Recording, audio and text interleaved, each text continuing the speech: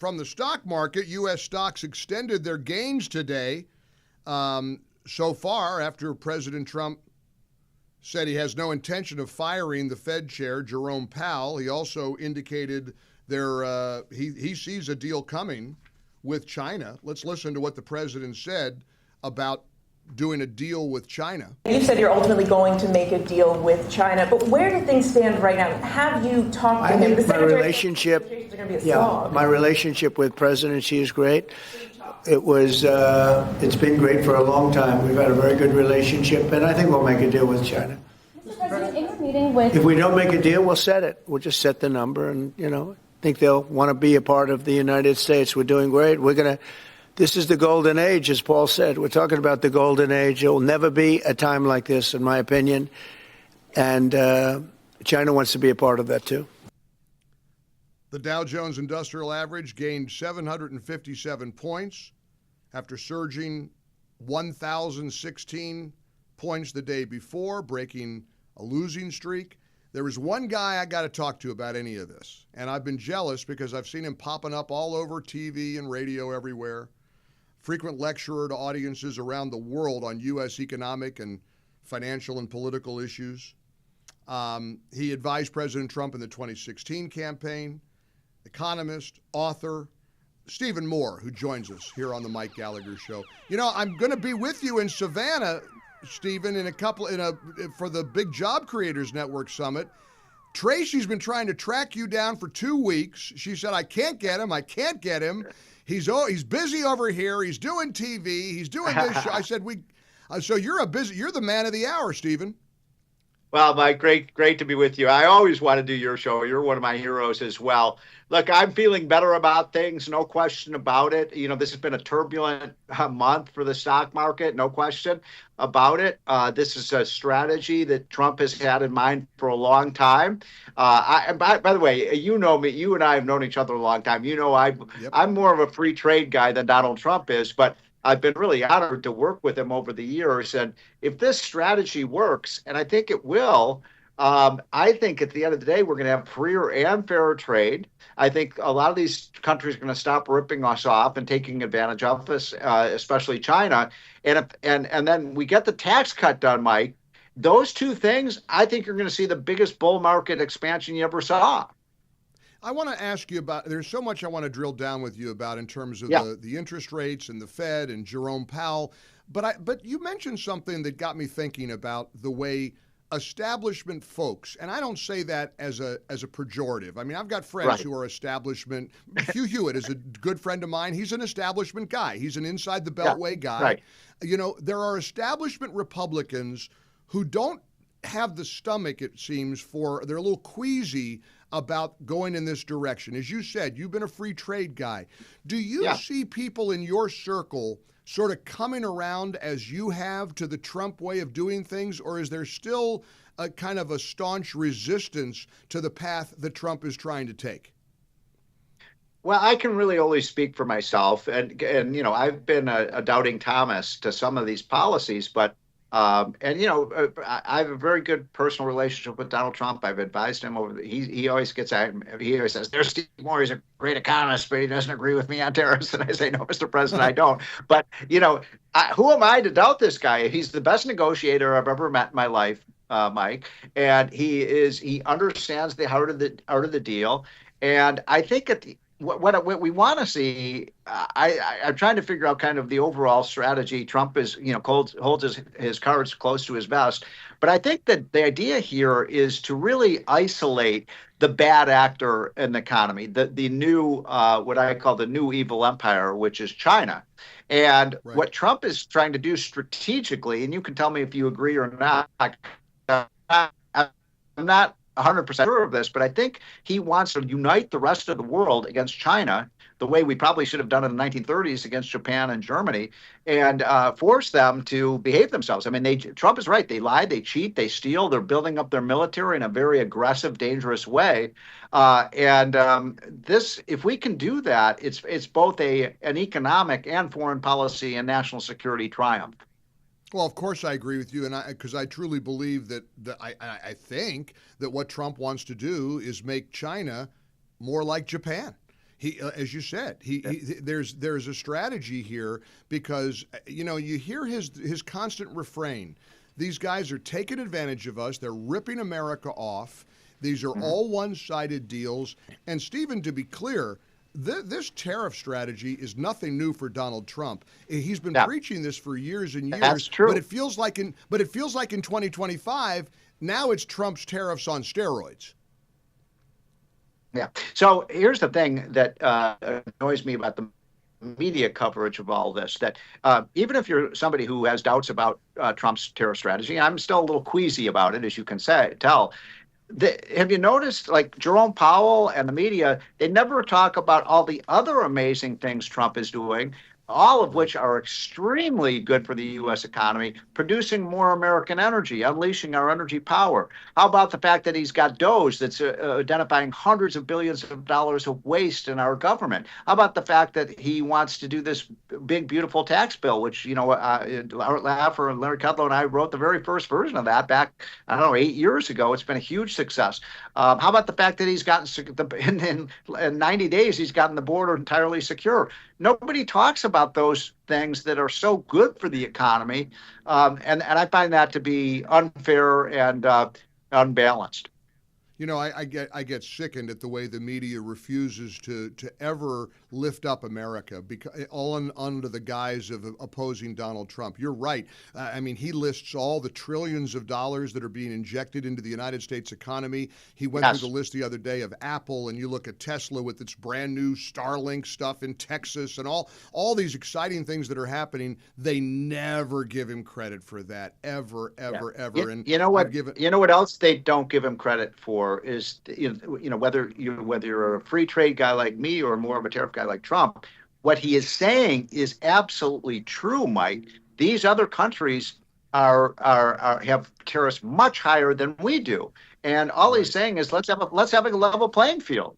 And think about this: if he's able to get all these other countries to reduce their tariffs, then Milton Friedman is probably, rolling over his grave in joy that we've got lower tariffs all over the world.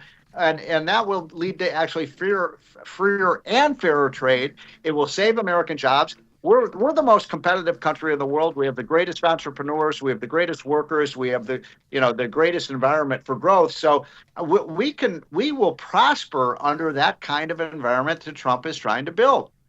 Visiting with Stephen Moore, of course, economist, author, senior visiting fellow in economics at the Heritage Foundation, author of many books, including his latest, The Trump Economic Miracle and the Plan to Unleash Prosperity Again. You mentioned Jerome Powell, Stephen. Let's talk about President Trump's assertion that he has no intention of firing Jerome Powell. But Powell is definitely standing up to Trump because President Trump keeps asking, begging, pleading, demanding that they lower interest rates. They don't seem to be budging. So, it's interesting because first of all, when Jerome Powell made his comments, what was that, about a week ago? I think it was exactly a week ago on the economy. I thought it was the most outrageous speech I've heard from a Fed chairman in the 40 years I've been covering this. I've been in this game a long time, Mike, as you know. And the Federal Reserve Chairman went out and attacked the newly elected president, attacked his policies in an extremely aggressive and partisan way. By the way, Mike, do you recall Jerome Powell ever giving a talk like that when I didn't ruin the economy? Never. Yeah, It's he never did that. Off the rails. No. Yeah. So my point is that at that time I wrote in our hotline, I said, it's time to fire this guy. But I have to say I changed my mind on that, not because I have a high opinion of Powell. I think he's been a disaster personally. He's the one who allowed the inflation rate to go up to nearly 10% annually when Biden was president. The reason I did is, given the turmoil in the market, I just think it would have been the wrong time to do this. And I think Trump has made the right decision. What's going to happen? I'm going to tell you exactly what's going to happen, Mike. 1 year from now, when Jerome Powell's term is up, he's gone. He's out of there. Trump does not like Powell at all, and I think he's going to replace him with somebody like an Arthur Laffer or a Steve Forbes or maybe a Kevin Warsh, somebody who believes in growth, believes in Trumponomics, and that was the right decision to make. I got to ask you a personal question, if you don't mind. And you're right. I've interviewed you for years, known you for a long time, and I have enormous respect for you. I'm intrigued by your journey in terms of how, like you said, you're a free trade guy. You have not been a real big cheerleader on this aggressive tariffs plan of President Trump. Stephen, what won you over? What changed your viewpoint, or what was it that made you be more open to the Trump approach? Well, I am still queasy about this. I'm still Yeah. nervous about it. So I want to be clear about that. And I think, we're Sure. going to still have some rough days ahead on the stock market as this thing goes through its gyrations. But I think what changed my opinion was Trump himself, that the guy is such a master negotiator. He's always, the one thing I found out about him is, the left always underestimates how smart this guy is. He is an extremely intelligent, brilliant negotiator. And I watched him up front and personal, and he's going to win. That's why I think he's going to win. I think it's going to come out okay. What about you?